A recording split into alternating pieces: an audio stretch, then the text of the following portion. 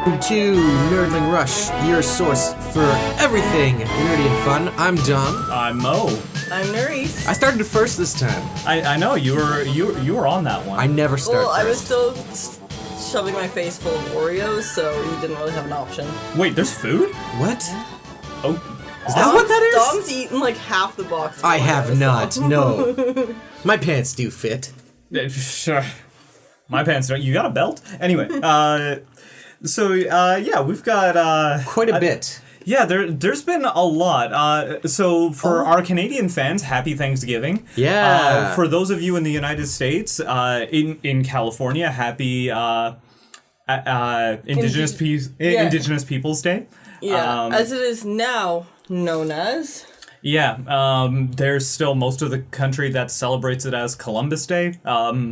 We're not going to get into that political wheelhouse, but hey, you got the day off, so hope you enjoyed it. The nerd world certainly did, because we had a ton of stuff happen this weekend. I feel like everything dropped all at the same time. Yeah, like we stopped recording last week, and then just everything kind of upturned.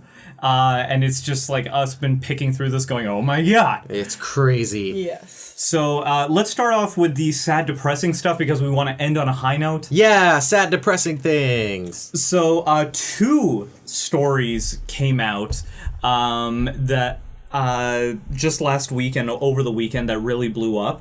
One was Harvey Weinstein. Of the huge producer, was accused of sexual harassment, sexual assault, full-on rape by several people, several women, and the reason why we mention him is because the Weinstein Company's been behind a lot of movies. Stuff that you've seen, stuff that we've seen, stuff that we've even talked about on the show, more than likely. Yeah. And he's the co-founder, and the company's named after him. So in the wake of those allegations and more women coming forward and more people around him coming forward, we actually had some consequence on this. He was booted out of his own company. By the board of directors. Now, there's still a lot of ongoing stuff as to what legal ramifications he'll face, but in terms of facing consequence for what he's clearly guilty of, yeah, it's happening. And in a similar vein, you found out that one of the co-creators behind Screen Junkies and one of the co-founders behind the wider media entity that owns Screen Junkies and a bunch of other YouTube channels like Smosh, he was accused repeatedly, turns out since August, of sexually harassing and kind of forcing himself upon various women and interns and female fans. And same story. When it came to light, when people got eyes on it, and as more women came forward, he was cut from the company. He's out. And so now you have both of these companies losing co-creators, losing major players within their companies because of their horrific actions. Because of who they are as people. And considering, so I just looked up the list of the Weinstein Company movies. So you have a bunch of, last week we briefly mentioned Inglourious Bastards. Yeah. That's one of them. There's Django Unchained. There's Hateful Eight. Those are big ones. The King's Speech. Yeah. Piranha 3D. Piranha 3D and Piranha 3DD. They can't all be Oscar nominated. No. Yeah. But yeah, a lot of movies that you've probably known. Scary Movie. Yeah. The Scream franchise. No. Yeah. Yeah. No, Scary Movie. Oh, Scary Movie. Okay, I thought it was Scream. Yeah. He and his company have had a hand in a lot of the entertainment that we've taken in as we've grown up. And similarly, this guy from Screen Junkies, Andy something, he... Nerdling Rush, bad with names. He also, for a whole new generation, has been one of these people that has helped put together this realm of entertainment and everything, YouTube isn't as huge as like cinema and all that. Andy Signor. Andy Signor. It may not be as big, but it's definitely a mainstay part of our media space.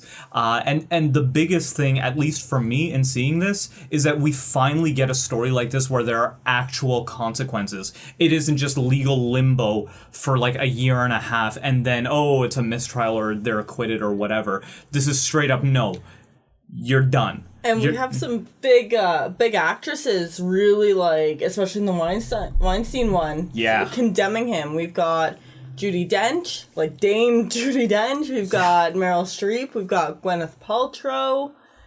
Like, just the names, if you look up the list of names, it's some pretty big actresses. I agree with Gwyneth Paltrow about almost nothing, but on this one, I'm with you. Yeah, exactly. And, I may not watch any Screen Junkie stuff anymore. And that's honest trailers, movie fights, honest game trailers, like... Yeah, that's a lot of stuff. A lot of my YouTube content comes from Screen Junkies, and the fact that the founder of Screen Junkies is this dude who did these things that aren't so great. Yeah. And the thing is, the really disturbing part about that, like, the thing with Weinstein,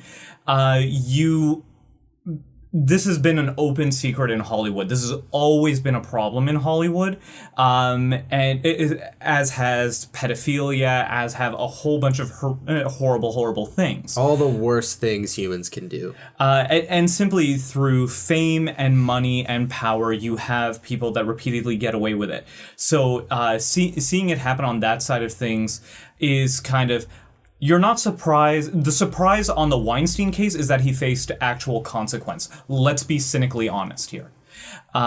With regards to the Screen Junkies thing, the shocking thing there, though, was you had women coming forward this weekend saying, we talked to HR about this asshole. And we told them repeatedly, this is what he's doing. There were women that came forward with 2 male producers on shows going, no, this is how he's acting, this is what he's doing, these are the messages that he's sending me. Yeah. And HR just kind of sat on it since August, and it's only when things went public that they finally took action. Like, that is really disturbing, and that's something that people really need to be paying attention to. And considering they had male producers on their side. Yeah, and as much as people, it shouldn't make a difference, but we live in the real world, and that is still something that does make a difference. Yeah. Cynical as that statement is, it's factual. Yes. Sadly so. But, now, on the one hand, I kind of get it. I kind of understand the whole thing where the company's going, okay, let's not get this embroiled in a lawsuit and everything, but he's still a critical part of the company. Yeah. Mm-hmm. It's basically going, well, if the cancer was in your finger, we'd lop off your finger. Unfortunately, it's in your spine. So let's do what we can to try and manage this. If that's the mentality, it's horrible, but it's kind of understandable, but... No, like, the sheer weight of allegations against him, people found out that this is not, like, an isolated thing, this is how he is, and they were just like, no, he's cut, he's gone. Yeah. But yeah, that's all the sad crap. Yeah, let's move past it. I mean, as serious as it is, it's important to talk about and to get it out there, so that way you're informed and you know what you're consuming. Exactly. The only way we move on is if we move on together. Yeah. So let's move on together to happy things and a lot of announcements this weekend. Yeah. A lot of stuff for upcoming seasons and things. We wouldn't be Nerdling Rush if we didn't have the nerdy and fun part. Exactly. So, major things. So I'm going to start us off on the Marvel side of things. Agents of S.H.I.E.L.D., love it or hate it, I think it's a harmless, fun time. They've announced that we are going to be getting Mockingbird in the upcoming season. Mockingbird. Now, for those of you who don't know anything about Mockingbird, she was part of the Thunderbolts. She was a villain at one point in time in the Marvel Universe and reformed and became a hero. Her powers are sonic-based, so think of Banshee from the X-Men. Yeah, she's a lot like Black Canary, only less kung fu. Right. In certain interpretations, like, her sonic powers can create, like, walls of sonic energy and stuff, and, like, so she can create quasi-physical objects out of it. I totally skipped past the Black Canary thing. It's totally a Black Canary ripoff, and I didn't even... that didn't even cross my mind. But yes, she's pretty much Black Canary of the Marvel Universe. Black Canary, Mockingbird, they're both avian creatures. They're both blonde. They both wear skimpy outfits. They have a thing about screaming at people, and it's because it's their superpower. Has she ever had a thing with Hawkeye? Everyone has. So Hawkeye's the player. I mean, for God's sake, Scarlet Witch was married to Vision, and she still had a thing with Hawkeye. So it's just whatever. No, but I think including a well-known metahuman, or at least a metahuman of like noticeable, like a notable variety, sort of shake things up in Agents of S.H.I.E.L.D. As much as it's about the Agents of S.H.I.E.L.D., I think throwing a little bit of metahumanness that people recognize, or that is more recognizable than Quake. Yeah, and I think it's a nice way to pivot away from Inhumans now that that's become its own thing. Whether that's successful on its own or not, like so much of Agents of S.H.I.E.L.D., once the Winter Soldier removed the Agents of S.H.I.E.L.D. portion of them, like so much of that was just setting up for the Inhumans, and it was kind of directionless. So having it go to a sort of kind of where it was in the first season, like the first half of the second season, where it's just like, oh, look, there are these metahumans that we've been tracking, and some of them are bad, and some of them are good, and maybe we can work with them. Like, that's where the show's always had its strength. So if they're using Mockingbird as a jumping point into the Thunderbolts proper, and having that as a direction for the show, that's fantastic. That would be really cool to see, for them to do a Thunderbolts kind of thing. And, you know, they could even introduce the Osborn aspect to that, maybe keep the Osborns as a small screen thing. That would be interesting, because we don't have any hint of Osborn-ness from the MCU, from Homecoming or anything like that. So yeah, they could certainly do it. It would be cool. But Like just Aussie. Yes. Sorry, only Osborns I know. I mean, it would be a nice in-joke if they're just like, Mr. Osborn's coming. Are you serious? We got tickets? Yeah, we got tickets. It just turns out Coulson's a huge Aussie fan. Nice. That's the Easter egg that you'll find, probably. I hope. But hey, one of your favorite shows got some love. That got an announcement. Yes. So we've got some Legends of Tomorrow news. Guess who's joining the new season? Season 3. Someone with Metron, time travel power. No, it's Constantine. John Constantine, one of my favorite DC characters, is joining live action again. Hooray! Oh, and the casting of Matt Ryan for John Constantine was just brilliant. And he's got his own CW Seed cartoon series. Yep, so if you are not in the know, CW Seed is the streaming service exclusive for CW that they've launched or are launching. That they have. They've had for a while. Because of course they have their own streaming. Well, because the CW Seed is where they aired the Vixen series, which then turned into a live-action Vixen as part of the Legends of Tomorrow, which is interesting because the CW Seed seems to have spawned the live-action characters that are going into Legends. Yeah. And I'm curious to see, as much as Legends of Tomorrow is very sci-fi based, what magic brings to the show, how it's going to change all their tech and science-based elements. I think it's just going to be cool to see two men with trench coats and British accents talking to one another. But yeah, Constantine had his own show for a season. Yeah. And it was actually really good. It was poorly received, sadly, because it was something that wasn't. I think a lot of the criticism was it was taking. It looked too much like Supernatural. Yeah. Even though Supernatural was loosely based off of Constantine. Yeah. And I think the timing was a little off for the TV show. And if he's got a place on Legends of Tomorrow, great. I think honestly he'll do better as a supporting character rather than a series lead. Yeah, and we saw that a bit in the Justice League Dark movie, Yeah. and they actually released a trailer for his animated series, which is a lot bloodier than I thought it would be. But it's Constantine. Yeah, it's very much in keeping with in both the animation style and the sort of maturity level that they have going for their animated series. Yeah, I'm still waiting for a Sandman series. Just because that's where I know Constantine is from, Gaiman's Right, Sandman. when he's dealing with Sandman, for sure. And another interesting thing to note as well is... Is this about Constantine? I blacked out. Okay. We'll move right along. Let's get past this awkward moment. It was something important, I swear, I just forgot. We had a villain announcement for The Flash. Yes, we've got a new character for The Flash, and he is a villain that you may not recognize, to be completely honest. His name is Kilgore. Kilgore.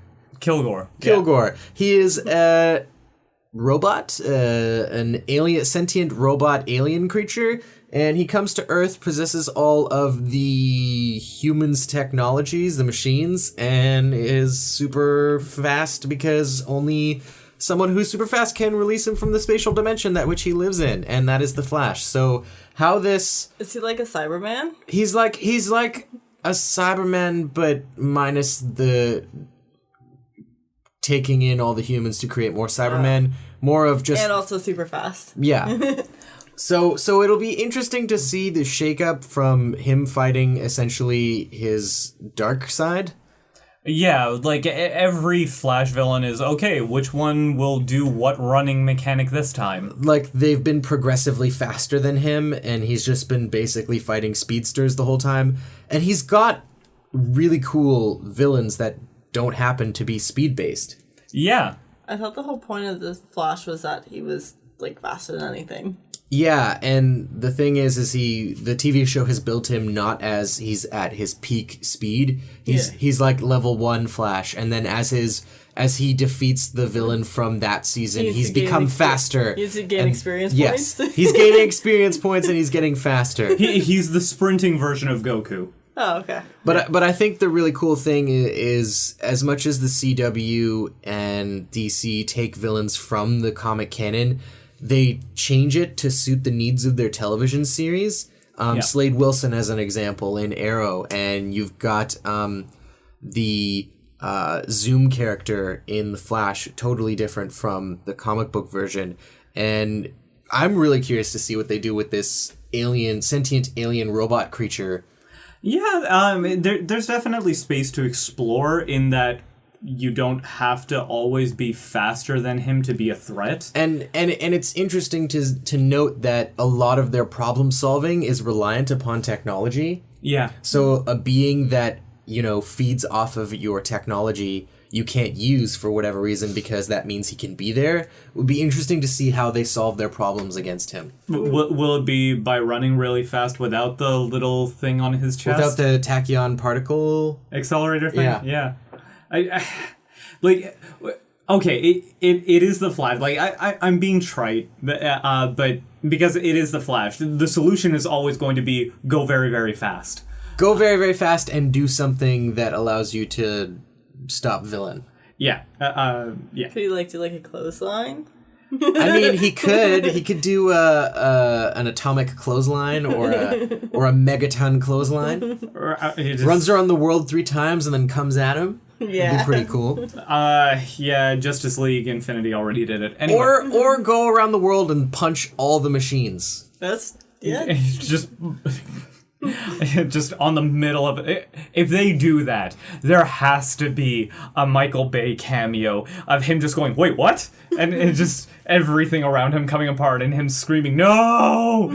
I didn't record that explosion! I think it'd be interesting to see how especially they add a non-speedster character into the mix. Is very I'm really curious how they make that work. Yeah, that should be cool. So fans of nostalgia, which, hey, that's all of us. We're nerds. We are all fans of nostalgia somewhere on the inside. anyone who remembers or has seen or grew up with the Batman animated series, good news, you're getting your Blu-rays. Yes. Oh, so this is a very comforting thought because was it in July they released the Blu-ray for Batman Mask of the Phantasm, which was the movie that solidified that series as Batman being animated and can still be very serious. And to this day, I attest that it is the greatest Batman story ever. I agree with you. And now the animated series is getting the entirety of its run put into Blu-ray sometime in late 2018. Yep. Now, there was some question about whether or not this would even be possible to transfer over to Blu-ray because some of the original cells from the animated series were lost. Maybe they found them. It was in the Superman animated series box. Well, considering they found some of the lost, like, Doctor Who episodes... Anything's possible. Archives are weird that way. Every now and again, you miss a decimal place and something ends up with the Golden Girls. But yeah, we're getting Batman the Animated Series. It's in its entirety released on Blu-ray. That includes Batman the New Animated Adventures. So is it going to be just Blu-ray, or is it going to be like Blu-ray and DVD? I feel like Blu-ray is the dominant technology at this point. I kind of, because like on people's computers who still have CD drives, DVD drives, they don't read Blu-ray. There are still drives that don't, but the majority of them do now. And the big thing about having a Blu-ray release is it's more episodes on fewer discs if they're not gouging you.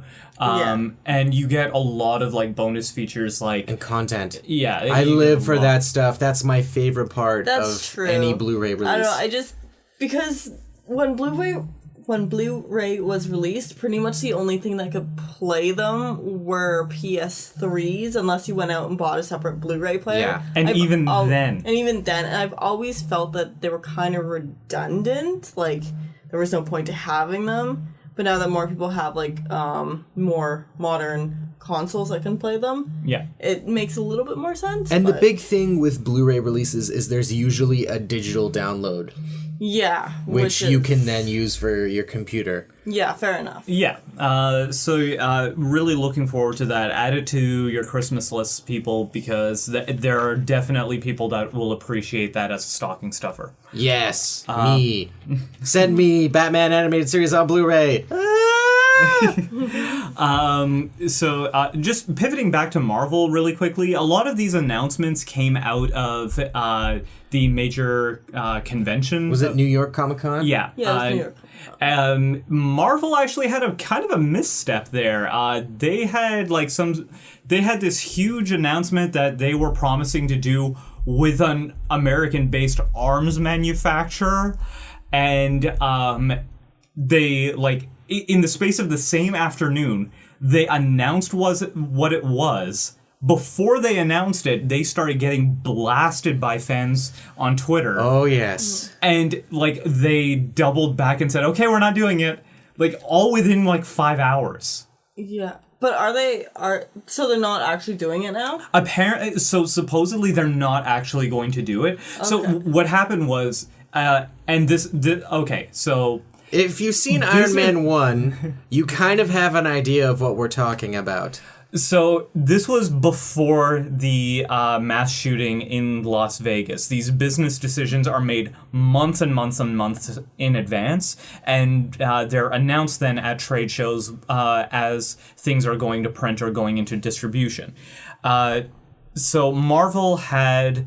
partnered up with the fourth largest arms dealer and arms maker in the United States to release a comic series and variant covers featuring the logo and stuff and an entire superhero team based off of their weapons. Yeah, based off of handguns and assault rifles and stuff that this company makes, which you said just it, John. Just shaking my head at this. And also with cameos by the Avengers. Yeah, the Avengers would cameo in there, and they would be an official team within the Marvel canon. Now, this isn't the first time something like this has happened, in that it's an outside entity gaining publicity through and for Marvel. Like Will.i.am and the Black Eyed Peas did it. There's a trade cover for a comic that they put out in a partnership together. So I'm pretty sure like you've had like the Beatles and the Rolling Stones and whatnot be part of whatever comic series. Comic series, like exactly. It's usually a fun thing that gives them a little bit of a bump, whatever. Yeah. But this was just like horrible. And when I first heard the news, I thought, like, maybe it was just some publicity thing for Infinity War, and because, with Captain America, he's very, like, World War II and all, like, fight the Nazis. Good American values. Good American values. I thought originally it was something like that, and then I actually read what it was, and I'm like, oh... Yeah. Oh, and like, especially since it came out so soon after what happened in Vegas, it's like, I mean, it's not like they could have planned that was going to happen, but the timing is very bad. Yeah, so something happens, and then to announce it at New York Comic Con, I get it's a big deal, but maybe they should have rethought it? Maybe they should have just not done it. I mean, one of it, like... As Dom mentioned, like, one of their biggest call-out heroes is Iron Man. And his origin story is literally, I used to sell weapons to people, and then I realized I was hurting people, so I decided to stop selling weapons to people and promoting that, and decided to try and save people through acts of good violence. Well, not even that I personally do. And fund through the Avengers Initiative. It's complicated, but he's in the moral right. And not even just realize that he was hurting people, he was actually a victim. He was a victim of his own weapons being sold to the wrong people and corporate, corruption and what have you. And the fact that I get that they like sign a contract and there's laws behind it and there's deals, and if they did and they have to announce it and they have to do this and that. But I don't know, as much as it was not the best idea to do that in the first place, it was smart of them to take it back right away instead of going, actually we are going to do this, so suck it up. And as per the whole Vegas thing, again, it was completely unrelated. If you watch BoJack Horseman at all, there was an episode this season about exactly this, where a production team has to have emergency meetings because they're coming out with a movie about a woman going on a mass shooting spree in a mall, but in a heroic way, and then there's a mass shooting in a mall, and then they're just like, well, we can't drop the trailer now. What are we going to do? Well, and actually, in reality, we didn't mention this when we were talking before the show, but American Horror Story Cult had to go back and edit one of their episodes. I don't believe this episode's already has been aired yet. Oh. But they had, after Vegas, they actually went back and edited it because it featured a mass shooting. Whoa, okay. Yeah. So, like, there's a lot of tension happening right now. Yeah. It was good of Marvel to step back. The surprising thing to me was that that they were doing this at all. Place? Yeah, exactly. Perfect world, they wouldn't have even done this in the first place. But honestly, this is another one of those things where it's not that shocking, because while a lot of people are now accustomed to Marvel within the cinema space and within the TV shows, a lot of that isn't something that's run by the comic side of things, which is what made this deal, and that's Ike Perlmutter. Yeah. Who is just like, we've spoken enough about this man. In conclusion, the best way to sell comics is write good stories that people want to read, that will draw your reader in, that keeps them hooked, that is just great writing. You want to know what else was great? Pokemon being given to me for free by my local video game store. Look at you, Yes. Mo. You're the segue master. I don't think I have to segue anymore. You're stealing my job. Pivots on pivots. Starting today and running until October 23rd, I believe it is.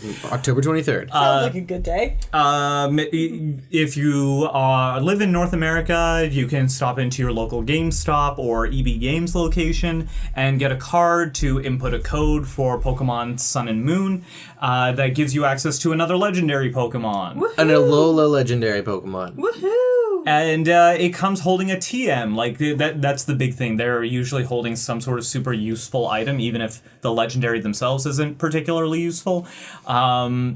Shaman. I mean, yeah. Yeah. So we've got that going on. So if you're still playing the game, unfortunately, when you unlock this mon, it is level 50. Whereas the last couple of they've been level 100 for a long while. It's kind of weird. Which I think the counter to that is it's probably so you could level it up and see what kind of moves it gets, and that way it's not just fully leveled 100. Yeah, it's just locked in with the 4 that it comes with. Because it's not like previous legendaries that have come out before, right? Where this is a new legendary and they want you to check out what it can do and what its power set is. So you can add it to your team not too late in the game, I guess. I don't know, if you're just starting to play. Let's see how it plays out.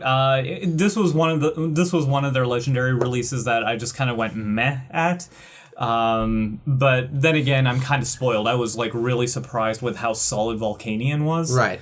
You know what they need to do? More Alolan forms. Give us some Alolan Johto forms. Because nostalgia is how you win our hearts. That is very true.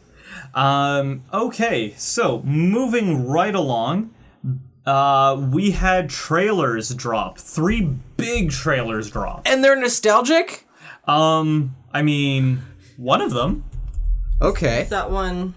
Is that one the War of the Stars? No, but later. Oh. We're build up to it. So I'm going to say we've got the official trailer, the first official trailer, and not a teaser, for the Runaways. Yes, we do. And if you were listening to the episode 2 weeks ago, or last week? Last week. It was last week. Oh, man. We're doing this a lot more frequently. Last week, where we talked about Runaways and the positives that can come from it and why it holds a special place in mine and Mo's heart.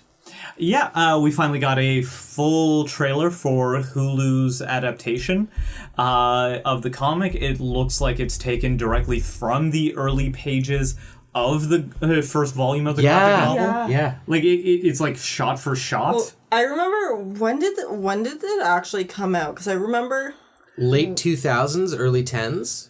The Runaways comic? Yeah. Something like that. Like in terms of it getting a screen adaptation, it was in development hell. No, it debuted in 2003. Oh wow. Yeah. Okay. Yeah, so yeah, I'm way off. I remember reading it around maybe 2004, 2005. A friend had it and she's like, "Hey, this is super cool.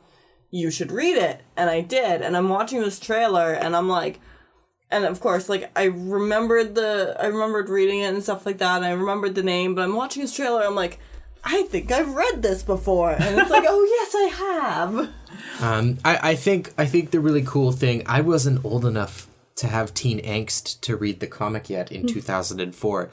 Wow, okay, so I picked it up a little bit later in my teen years, which was roughly the 2010s, the 09s-ish time.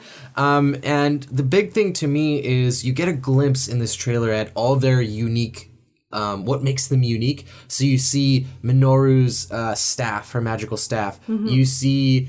you see the glowy girl. Yes, you see Lucy in the sky. Yes, glowy girl. You see her powers unleash. You get to see a glimpse of Old Lace's chin, and if you don't know who Old Lace is, well, you'll have to watch and find out because it's super awesome. And if you know who it is, yeah, this is looking like everything all of us had hoped for, which is again, if you want to win people over, pay proper respect to what you're adapting. Yes. More and more recently, we've been seeing better adaptations as streaming services especially have been pivoting towards science fiction books and short stories for inspiration. Like, the one that really stands out recently was Blade Runner for me. Yeah. Blade Runner 2049 was a fantastic continuation and adaptation. Which we will get to in the future. Yes, we will. We will talk about that later. In terms of other trailers, Justice League got its final trailer. Oh, yeah. There's some really... final trailer or a new trailer? I think it's the last trailer because it comes out in like a month. Yeah, okay. So, yeah, this is the last Comes out on the 17th, so this is probably the last trailer we're getting. And it looks good. You know what? I think the big thing for me is you see the difference between the two trailers and the difference between the visual styles of Zack Snyder and Joss Whedon. You mean sunlight? Color? Like human flesh tones? But even some of the scenes that were in the original, in the first trailer, are in this other trailer, but it's different. The color scheme is different. Yeah. The bluish hue that Zack Snyder is known for isn't there, which, mind you, he's a great visual director. Yeah. He could be an awesome cinematographer or an awesome director of photography, but using that blue hue works for certain things and doesn't work for everything. Yeah, it wouldn't work for Justice League, I don't think. Yeah, and that's the thing with this new trailer. You got to see all these different vibrant colors, daylight going on. There's some great character interactions, which I was hoping that if Joss Whedon was brought onto the project would occur. Yeah. You get some great moments between Aquaman and Batman, Flash and Batman. Man, this was just... And you get to see some Superman visions. Like, okay, let's be real here. Spoilers, but Superman probably isn't going to be dead. It's just a matter of when they're going to bring him into the movie. Yeah. You saw like the soil vibrating on his coffin as they buried him. So it's just a matter of when he's going to show up. And also considering like he's billed in the cast, but he's one of the top billed actors on IMDb. Like, his name is way up there in the list. Yeah. So that means he's probably going to play somewhat significant role. But he's going to be there in more than just a couple of flashbacks. Yeah. I think the important thing here is the trailer didn't just drop, he's alive. Yeah, right? exactly. Like Batman v Superman dropped, Doomsday. Yeah. Here you go. They hint at it, right? Lois is having some dream sequence where he's alive and he's talking to her. But, she wakes up and he's not actually there. Which is just playing on the fact that the world is going to go to crap and Superman is needed. So, how he's going to come back? I hope with a mullet. I hope so too. My whole thing with this trailer was,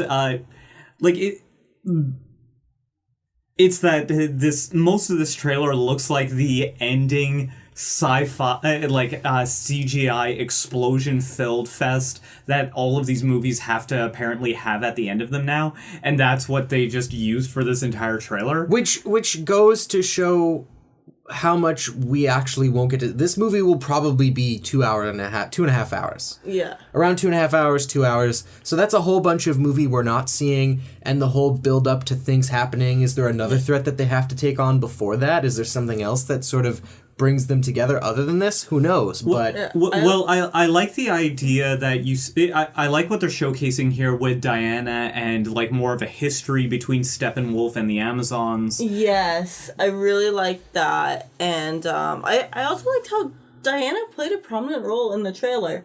Yeah, like there's one female superhero, but she's in a lot of the scenes. And guess what she's doing? She's going toe to toe with Steppenwolf. Exactly, because she's a badass. And you get Flash being the brilliant comic relief that he will be. Yeah, he looks like he's gonna be a silly fun time. And Aquaman being badass, which from the very start, I said that Aquaman was always cool, but now Jason Momoa will solidify it in all the audience members. And then we Cal Fisho. Yes, Cal Fisho. Kalsharko? Aqua Drogo? Aqua Drogo. Quadrogo. And then, of course, we have Batfleck. Yes, which, I mean, he, to me, has been the best Batman we've seen. Yeah, I don't dislike Batfleck. I just think it's funny.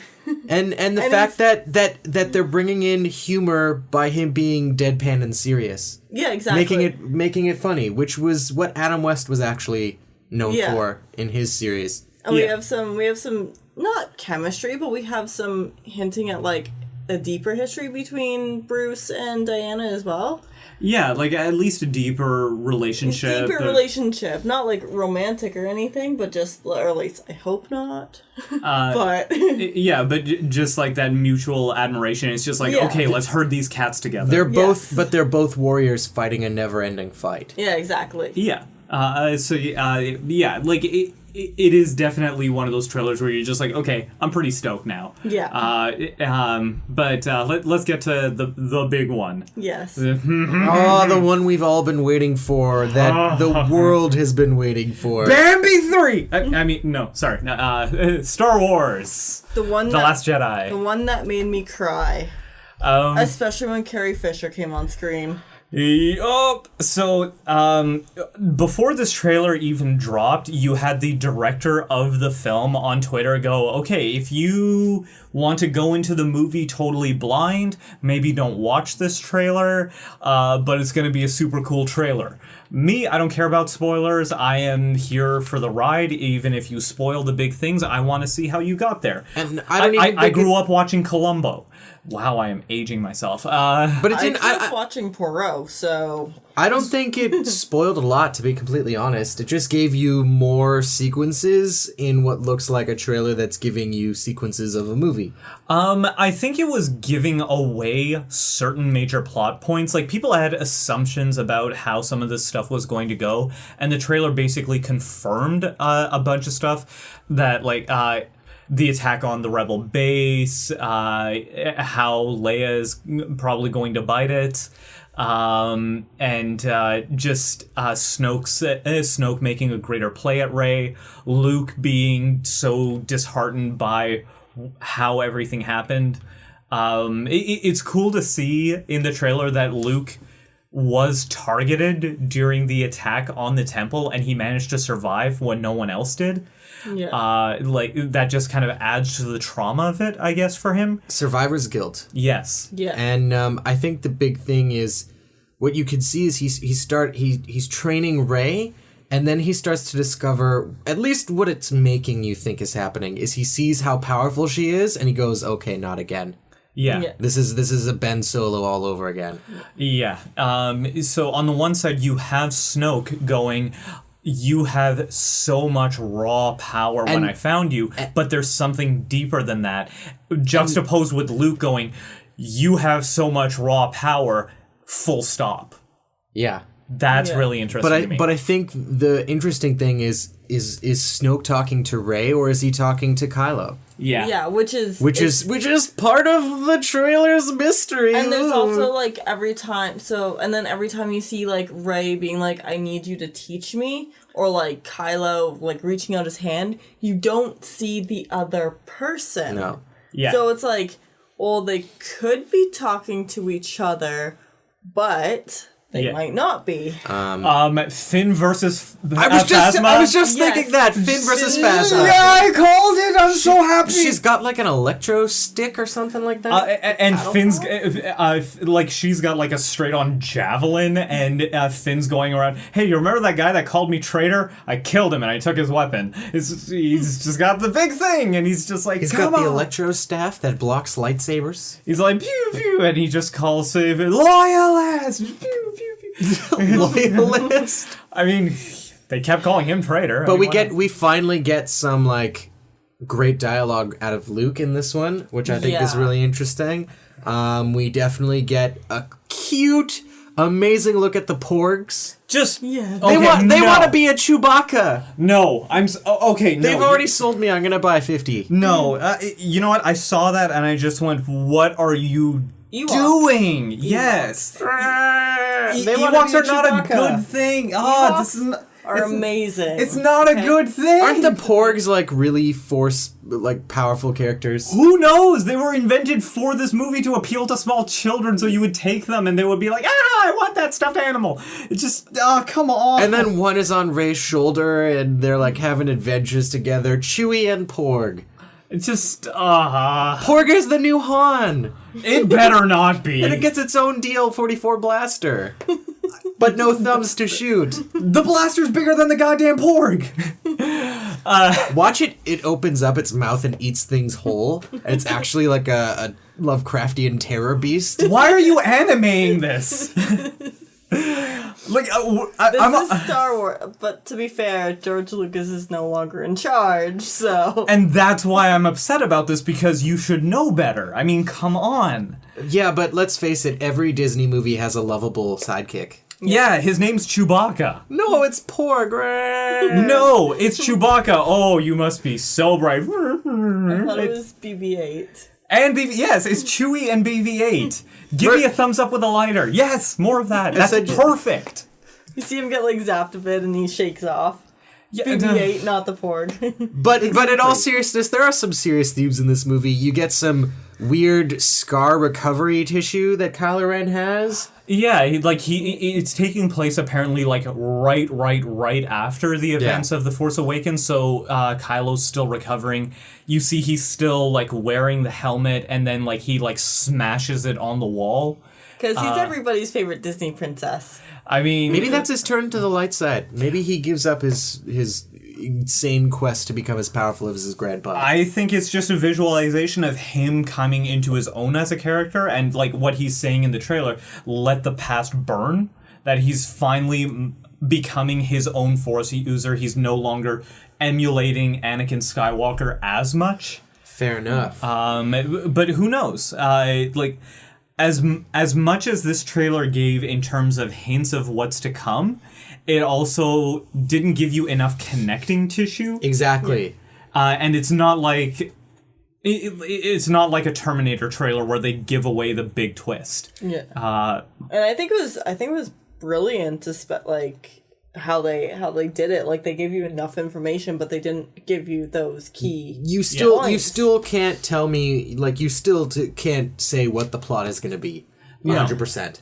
Not 100%. One thing, though, I think we can safely assume that Luke's whole "it's time for the Jedi to end" is not out of some sort of grander awakening, an idea about the true balance of the Force. I think it's more along the lines of, no, people keep dying and I feel sad. Yeah. Survivor's guilt. That's lazy, though.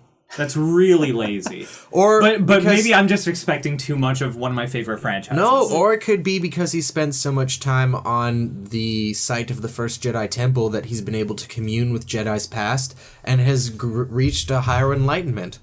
Which is what I was hoping for, but again, his whole, I've seen this kind of power before. I wasn't properly afraid of it then, but I am now. Dude, you've been staring at ocean water and probably drinking it for the last 4 years. I don't think your judgment is like on the right. You got a nice wave in your hair, but that's about all you got going for you right now. He also kind of looks like the dude. So, he might have had some herbal help there with his paranoia. I mean, he did have a lovely little tea set at the end of the first movie. Right? He's got his, house coat on. Yeah, He's scruffy. Exactly. He hasn't put the glove on his prosthetic because, at this point, screw it. Yeah, exactly. Do you think Rey will get her own lightsaber? I could see it happening. Or does the Skywalker one just stick around because the main trilogy essentially is the Skywalker story? You could really run it either way. You probably will have the Skywalker saber stick around, but I think not in a form that we expect.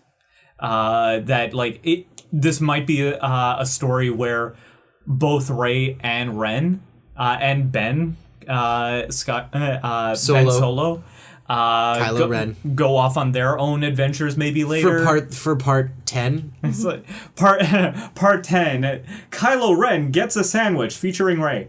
After they're best buds at the end of episode 9. Yeah, maybe. But like seeing him inherit the lightsaber that is his birthright as Rey, and this is one more serious point. Having Rey's central question for her character be, what am I? Who am I? What is the part I am meant to play? Right. Having that as maybe a temptation to the dark side is something that we haven't seen before. Right, because essentially it's all been about power before. Exactly. And and also the whole like raw power comments made to her and alluding to having seen that before with Kylo Ren brings up yet again the question of Rey's parentage. Yes. And like who she's actually related to, because it's never been said before. But J.J. Abrams did say upon the release of The Force Awakens that we would have a definitive answer on that by the end of episode 9. Yeah. So it might be there. We might get like solid hints in this movie. More than likely we won't. Yeah. I really hope she isn't Snoke's daughter, because that's just lazy and trite. Yeah. I don't think so, because I feel like she still fits into the Skywalker family somehow. I hope not. Well. Because this again goes back to the old expanded universe, where you had a character by the name of Kip Duron that was arguably more powerful in the Force than Luke was. Yeah. He just didn't have the same level of control. To give you an example of what this guy could do, you know how Yavin 4 is around a gas giant that's roughly the size of Jupiter? Ancient Sith lost a weapon called the Sun Crusher in there. At one point, Kip Duron just goes, yeah, I could use a new ride. And he literally reaches into the gravity well of a gas giant and rips this thing out of it. That's like Yoda and beyond. Yeah. If you have to like Yoda times 1,000. Yeah, well beyond.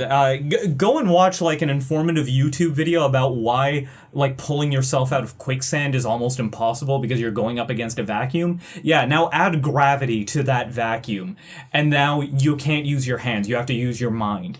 That's how insanely powerful Kip Duron was. So having a character similar to that, who isn't related to the Skywalker bloodline, but is just by dint of the universe being what it is, by the dint of fate, just insanely powerful. Sure, go for it. Yeah, and I'm not disagreeing with you. I'm just thinking of like how everything fits in, because Luke's lightsaber or Luke/Anakin's lightsaber calling to her, and all that fun Somehow stuff. she's connected to it. Somehow she's connected to it, and the backlash from a lot of people. It's gonna happen if she's just related to some rando. So like, Rah! But see, there's there's two sides to it, right? Because Star Wars universe is so vast, and there's so many things that it doesn't have to be a Skywalker, and it's perfectly justifiable. But Obviously. because the main saga is the story of the Skywalkers, it only makes sense that she's probably a Skywalker. Yeah. Or alternate theory, Emperor Palpatine figured out how to create life just like his master, Darth Plagueis, and created a virgin birth. And it's Rey. She's another 40,000 metachlorian count Jedi. I mean, also possible. It is definitely something that Palpatine was toying around with, that he was trying to get a handle on. It's also going to be interesting to see what new information we get about Supreme Leader Snoke, because we see a brief snippet of her being like tortured in midair. In his nightgown, in his golden nightgown. Yeah, and he's in the background just clad in gold, like the prima donna that Andy Serkis most definitely has to be. Just kind of, I don't know, tickle fighting her in midair. With his force choke. Yeah. That's a tickle fight I don't want to be in. Yeah. Or she's just one of Han Solo's other children. Because he's had a long life of womanizing. Yeah, he is a dashing rogue. I mean, who has been estranged from his wife for some time, as we saw. Yup.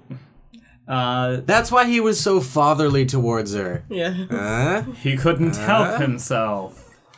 Something force. That's not how the Force works. No. But anyways, yes, Star Wars The Last Jedi looks awesome. The trailer was very cool. Didn't give you absolutely everything, but very cool. Yeah. Looking forward to December 15th. Wow, that can't come soon enough. No, it really can't. And pretty much all the pre-release tickets are sold out. So yeah, that's nice. Yeah. They can try to stop me. I mean, they're welcome to. No porgs shall stand in my way of seeing The Last Jedi. Not one. I'll kill them. And not just the porgs. The Gungans and the Ewoks too. No. Like animals. Oh, I knew where you were going with this. Anyway. Yes, from one Star Wars led title to another. Wow, you're so much better at segueing than I am. Battlefront 2, everybody. Yeah, so the follow-up to 2014... 2014? 2014 Wow. Star Wars Battlefront game. I thought it was 2015 at least. Nope, it came out in 2014, Jeez. which was supposed to be a revival of the immensely popular online shooter under the Star Wars license. This was a game that I was super excited about because it looked like they were doing it right. Because when they relaunched Battlefront in 2014, they cut out a lot of the features that Battlefront 2 on the older Xbox systems had that were really great features.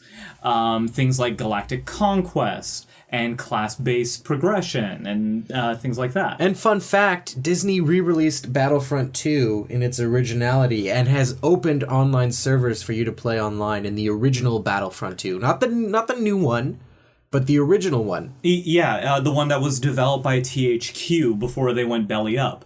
If you have never played that game, go and play that game. You have the opportunity right now. It was a masterpiece. Now, expectations were high for this one because 2014's Battlefront was disappointing. It was lacking in a lot of places. It really was. You had like some... their version of Hero Battle was, okay, you and 6 friends, 3 of you are going to be regular troopers, 3 of you are going to be heroes from a particular era. Compare that to the older Battlefront 2's Hero. It was, here's the Mos Eisley map, the actual map that you play on in other game modes. By the way, you can be a hero from any era, and there's 16 of you per side. Have at glorious mayhem. Yes. There was just so much more meat to it. In this, what people were looking forward to for Battlefront 2 was, okay, we've got a broader cast of heroes for Hero Fight. We have different game modes coming out. The card system for character progression has changed up. Character classes are back in, and back in a big way. And the one big thing, too, is the story mode looks better and better. The single-player campaign looks better and better. Yeah, it actually has one. Yeah. Which is going to be canon and tying the events between Return of the Jedi and Force Awakens. Which, yeah, I'm all for it. Cool.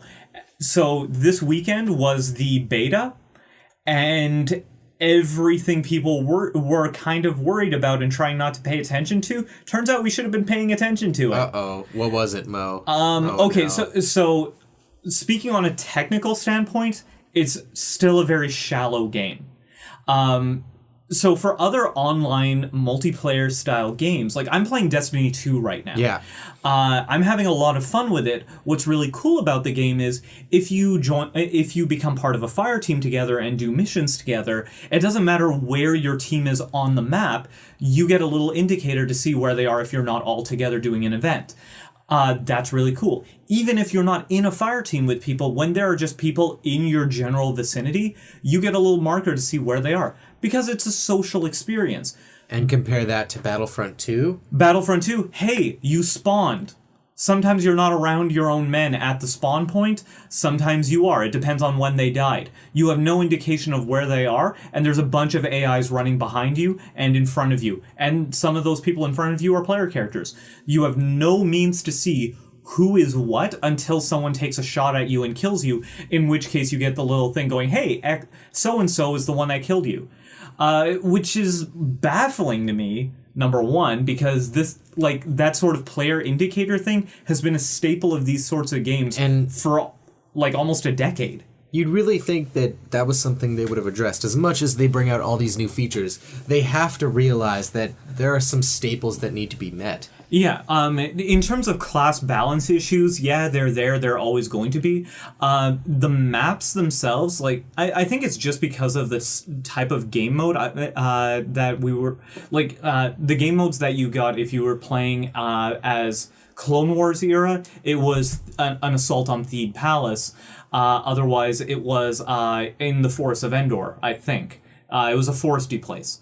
But what happens is, in this particular game type, depending on what side you're on, you spawn and you're just moving an objective up to its endpoint, and then you make a final push on through. If you're defending, you spawn, you run all the way to the other side of the map, you try to blow up the thing before it can get to its endpoint and kill people, and if you die, you have to go across the entire map again. Like, that doesn't make any sense. It's weird that they don't have progressive spawn points the way that games like Overwatch do, where depending on how far along the mission objective is, your spawn points change, just to keep things hectic, keep things fun. I mean, for God's sakes, the original Battlefront was literally, okay, you died. Choose out of the available spawn points.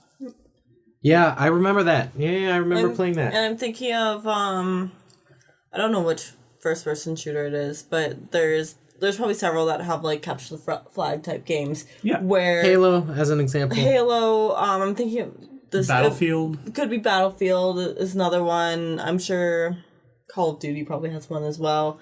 All them popular FPSs. You, in games like that, or in just in other games, like, I don't play them, but my fiance does, and I've seen him play them, and there's random spawn points. So it's like, you die in this spot, but you spawn in this spot. And it could be closer, it could be further, but it's much more open, so you don't necessarily have to run across the entire gameplay again. And I feel like Battlefront 2, the current version... And then comparing it to the older version where you had these features that were there in so much as choosing your spawn point on your own enemy's side to be able to either take the other enemy's base or defend your own because it might be vital to you winning or losing the match is incredibly important. Yeah. And if the new system, if the new release doesn't have something that made one of the originals really, really good...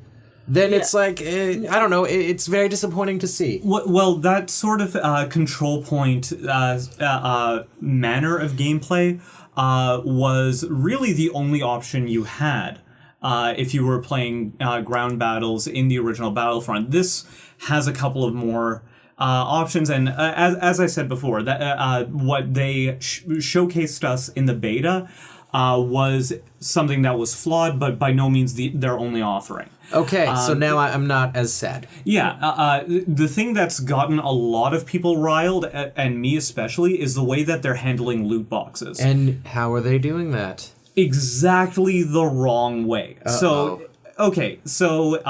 Mo, tame yourself? Microtransactions are a part of the game. They're a part of the game in Destiny 2. They're a part of literally every popular game. Yeah. Exactly. Now, here's the thing. Destiny 2, if you are purchasing items and stuff, all it means is that you are fast-tracking the game.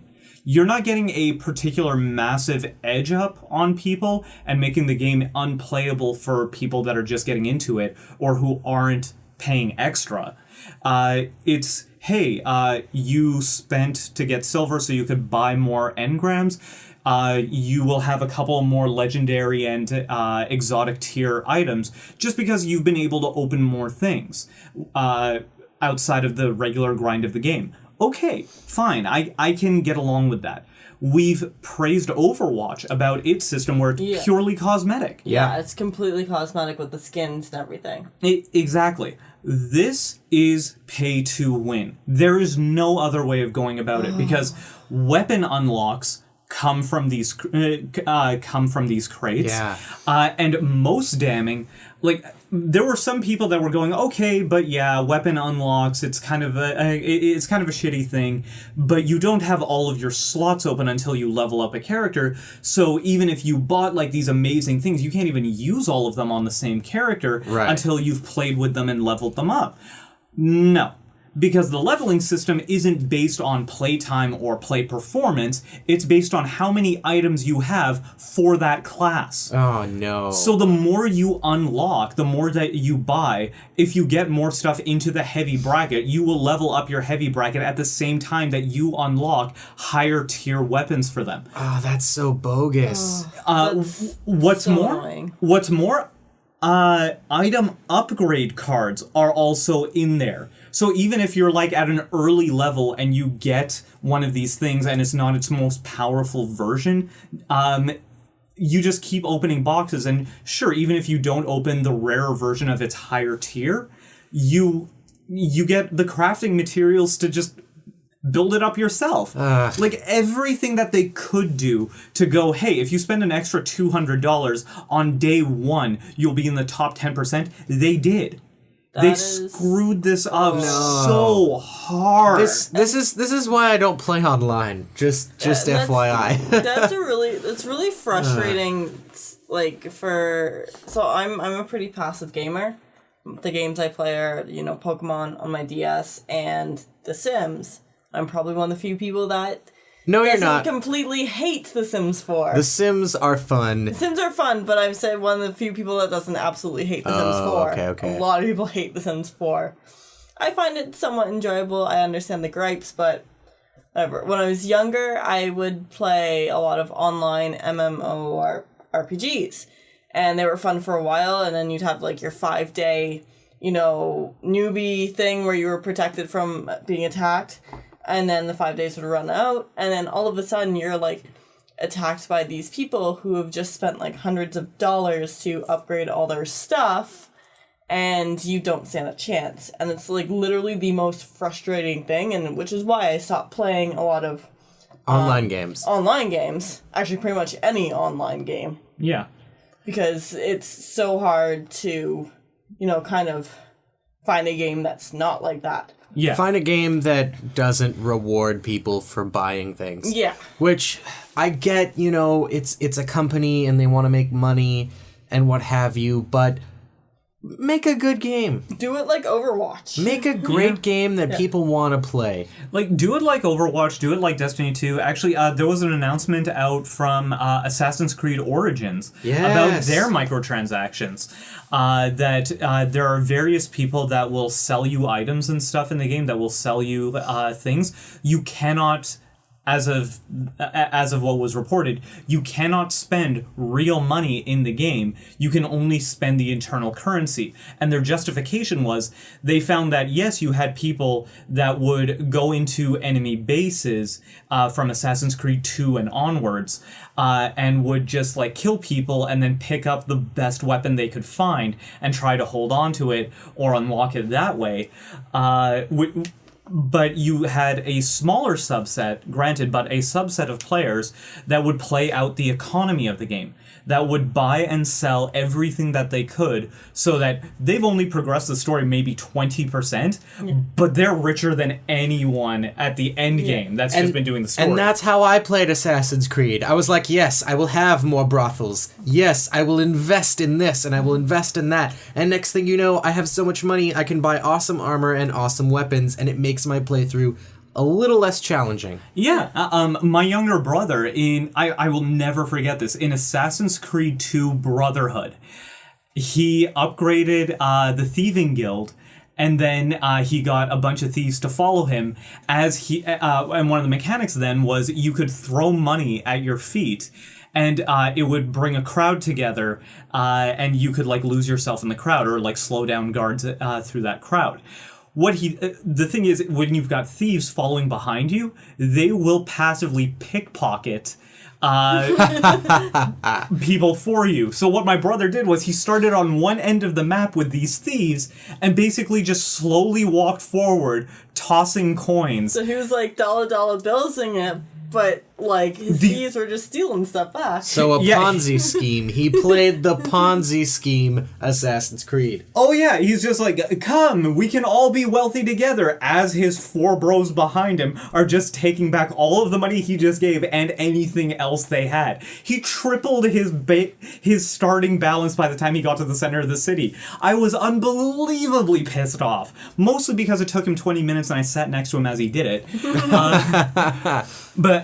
But the thing is that with regards to Assassin's Creed Origins, it's a different way of playing that game that rewards that style of play, if that's your style of play. That there are a couple of rare merchants in certain towns and in the desert where you come across them, you've amassed a vast fortune. You can get these crates that will unlock any weapon in the game. Low tier, high tier, you could end up with a final weapon right at the very beginning of the game.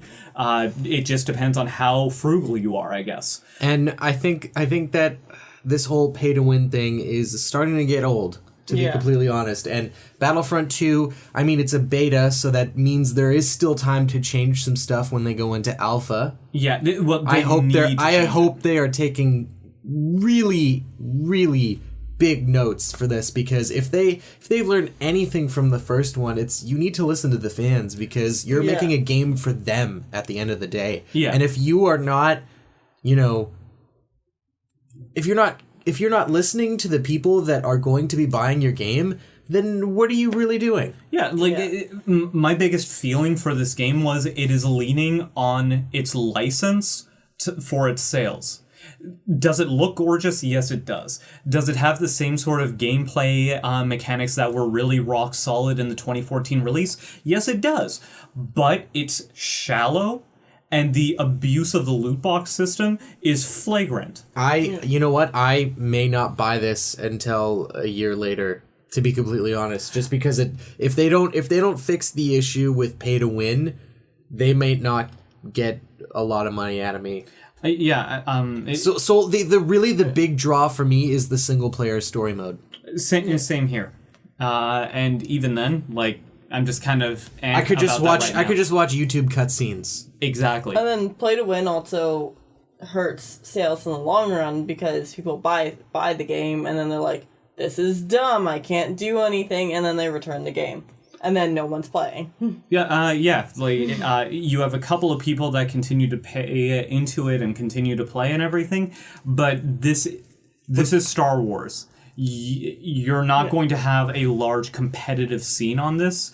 That's going to continue to roll in money for you the way that you have with Battlefield and Call of Duty and all that. And that's the thing, right? You'll get those pay-to-win players who pay right at the start, and then that's it. Yeah. They've got what they wanted, and they move on. Exactly. It's a little disappointing. I mean, beta, and they still have an alpha, so take notes, I guess, and hopefully they do the right thing and get rid of the system altogether. Okay, so one final thing today.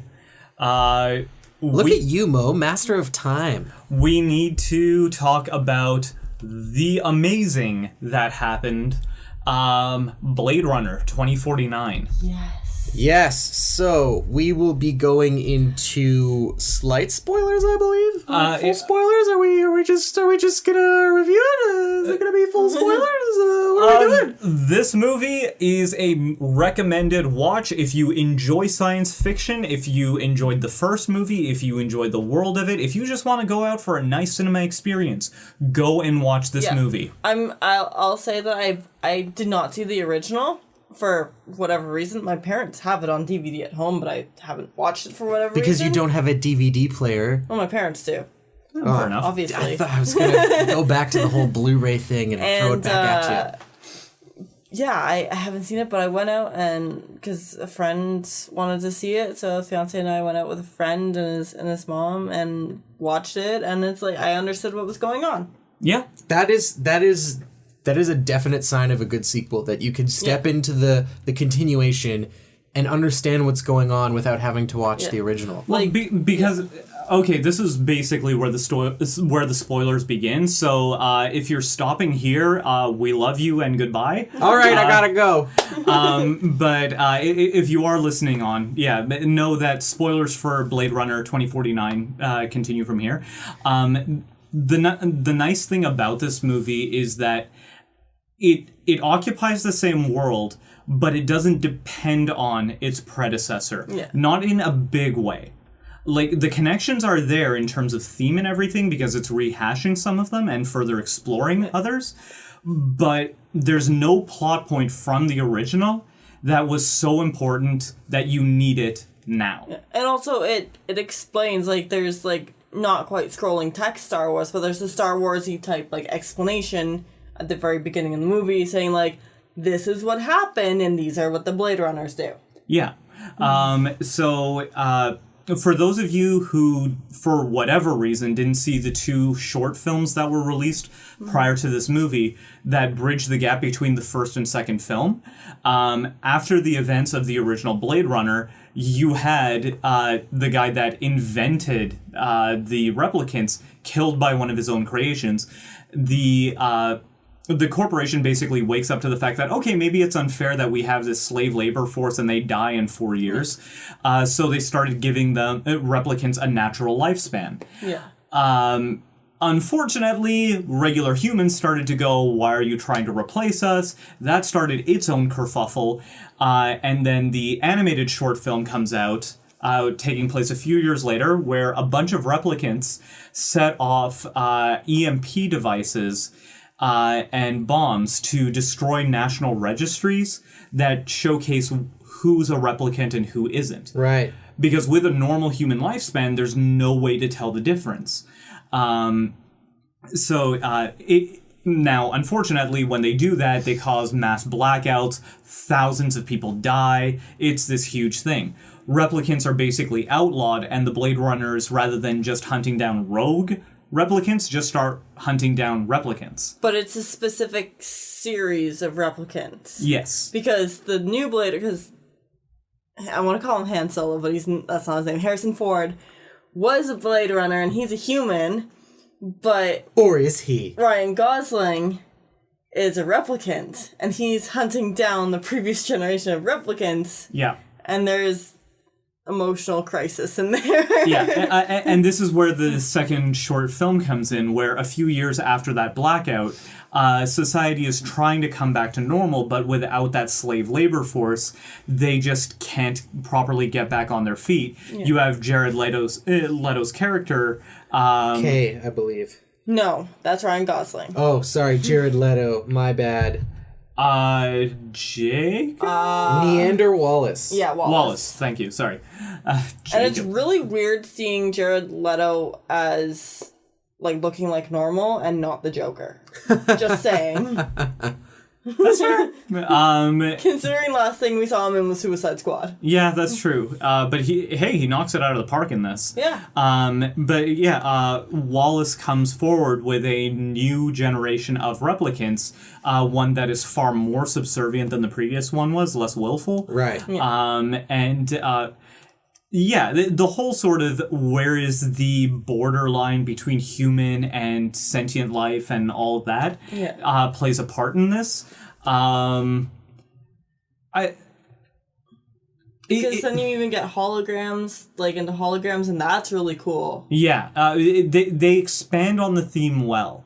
Yeah. Like, it is definitely still taking place in the Blade Runner universe. It's dealing with a lot of the same themes, but is doing it in a different way than the original did. Yeah. Because the original was asking these questions in the background of what was a very basic, just sort of police investigation and chase. Film noir, but in the sci-fi realm. Exactly. Whereas this is being very open about the themes that it's exploring. Do these creatures have a right to life? Are they alive? Well, what is the test that things are living? Do they meet the requirements? All but one, except maybe not so much. Maybe they also meet that one, which shouldn't be possible. And there's also, like, of course I haven't seen the first one, so I don't know how they really created the like Los Angeles with all like the holograms and all the blatant ads with the ads. Same sort of thing. Same. Okay. Exactly the same. But I thought that was really interesting too. You have a mashup of like obvious Soviet influences. You have the Asian, like the K-pop and the J-pop and the Chinese and everything, like all that, and like blatant in your face, like what you want to see, what you want to hear with this hologram lady. Yep. And everything. Like, it was really interesting to see that. Oh, yeah. And that was one of the appeals about that rendition of the future, that the future isn't bright or shining, it's just more of the same. Yeah. Just taken to a greater extreme. And then you have, she's essentially a hooker, but she's like, oh, I see you don't like real girls. Yeah. Kind of thing. But she's a replicant, too. Yes. That line has become even further blurred just as things have continued onward. Solid performances from everybody involved. Yes. Amazing. Pretty good, like, really good sound design. I was actually really surprised by that last action sequence. Like, there's decent build-up to it, and then it just blows you out of the water. Oh, yeah. It's not an action movie by any stretch of the imagination, but that scene is just... Yeah. And then I was also, like, I can usually call twists, but that twist of who is actually the important character was... I mean, like, as soon as everything was explained, like, in the movie to me, I'm like, oh, that makes sense. Yeah. Because it kind of hints at it, but, like, when it was revealed, I was like, what? Yeah. Yeah, it is one of those twists that you don't really see coming. Like, you know that there is a twist coming. Yeah. You didn't think it would go that way. Yeah. M. Night Shyamalan, take notes. Yeah. You think it's going, like, at least for me, I thought it was going towards one of the other major characters. Yeah. As opposed to... Yeah. A less than major character? The movie is incredibly well done. Yeah. But on that note, despite it being well done and being the #1 weekend release, it had a budget of $150 million, and I think it just barely cracked 30 or 35 million on its opening weekend. I think it had like 31.5 or something like that. That's disappointing. Yeah. And I think what we're seeing on that side of things is the stark difference between entertainment and art. Yeah. Yeah. Opening weekend gross is 180. It's 81 million. Wait, what? Worldwide, okay. 81 million worldwide. Which is nothing compared to the $150 million budget for this film. Yeah. But yet it's certified fresh on Rotten Tomatoes. It'll make its money back. Yeah. Eventually, but this is something that a lot of people forget about the original Blade Runner. When it was released in theaters, it was much the same. Critics loved it, nobody watched it, and then like 2 years later, everyone went, "Oh my god, this is amazing! This redefined sci-fi in the entire genre." Exactly. And this, I wouldn't say that this is redefining the genre simply because it's doing what its predecessor did, but it's doing it just as well. Yeah. But what you're seeing on display here is that people don't want that kind of artful think piece. Yeah. And this has been a complaint at the Oscars on a yearly basis that, okay, why are you giving that film an Oscar? No one saw it, or it was boring. Yeah. Like August Osage County. Oh, I saw that one. Yeah, it was nominated for so many Oscars. It won a couple. I've never even heard of that movie. Sandra Bullock, Meryl Streep, Benedict Cumberbatch. Yeah, a slew of others. Never heard of it. It was nominated for Best Actress in a Lead Role, Best Supporting Actress in a Lead Role, Best Supporting Actor in a Lead Role. I saw the movie and like I was just like, but where's the plot? Yeah, artsy movie. It was literally a vehicle film to go, hey, look at all these people that can act very well, having a conversation and acting very well. Having a 2-hour conversation. And that's all that movie was. And to be fair, with Blade Runner 2049, like, it's up against, like, there's the Lego Ninjago movie is out, American Made is out, Kingsman Golden Circle is out. We talked about how that kind of came and went, though. Yeah. Yeah. It is out. So it is Mother, American Assassin. So, like, there's some pretty heavy movies that have been out for a few weeks. So, like, I feel like people are, like, not really wanting to go see a movie right now. Because there's movies that are, like, really, that have done really well that have been out for a few weeks. Yeah, there are, but I would say look at those movies that have done very well. And they're Kingsman and the Golden Circle and It especially. Yeah. And these aren't like insightful philosophic art pieces. They're entertaining. Exactly. And I think that's what we're seeing here. So like people really need to stop being shocked when an art piece isn't well received. Mother is a unnecessarily bloody and gruesome film. Yeah. But it's a really cool art piece going, hey, what if we reimagined the Bible as this small house in the middle of nowhere? Yeah. Like that is a really cool art house film. And I think in a couple of years, you're going to have people rediscover it. Yeah. But the same thing's going to happen with this, just because it has a message and it has deeper thought to it, but that's not what people go to the cinema for. Yeah, exactly. Which... I don't know if to you that might be a shame. I don't know if to you that is the way that things always will be. That's a matter of opinion. That's a matter of personal taste and preference. But for me, at least, I had hoped that this movie would get a lot more love. But who knows? Going forward, let's see what its Blu-ray and DVD sales could do. It might just be like the original.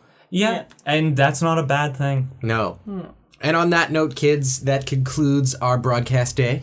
Yep, thank you for listening to Nerdling Rush. If you want to actually meet with us and some of our members, I'm actually going to be hosting an event in Toronto on November 19th.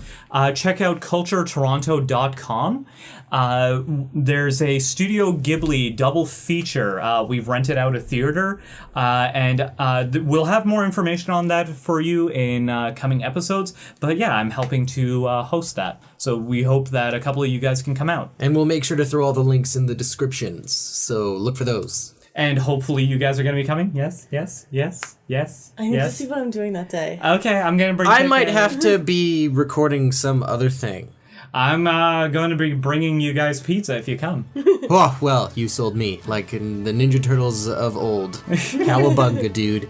And that's all for us today. Let us know what your thoughts were. Did you see Blade Runner 2049? Did you like it? Was it impressive? Were you bored? I don't know. Are you looking forward to Star Wars The Last Jedi? You better be. Seriously. What are your thoughts on upcoming video games and the current issue that people seem to be having with loot boxes? Do you not mind pay to win? Who knows? Then you're a terrible person. Kidding! But look for us on Facebook, Twitter, Instagram, SoundCloud, wherever you get your social medias. We are on there. We will see you in the very near future. I'm Mo. I'm Nerys. And I'm Dob. Toodles.